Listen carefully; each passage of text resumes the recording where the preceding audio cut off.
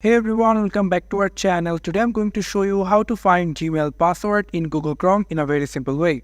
You just need to go for your Google Chrome account, or you just need to go for Google Chrome, and then you just need to come over into your three dot option over here, and then you just need to click on, and you will find an option called password and autofill over here. Just click on that, and then you will get an option called Google Password Manager. So click on that, and after that you can see I have a lots of password into my Google Chrome. You can see here is my Google account. So the Google account password and the Gmail password is same.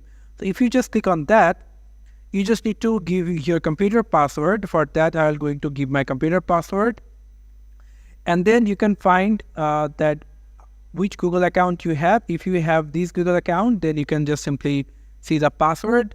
And if you have this one and this one, you can simply go and check the password. So this is how you can find Gmail password in Google Chrome. Thank you so much for watching this video. I hope to see you in other videos. Till then, goodbye.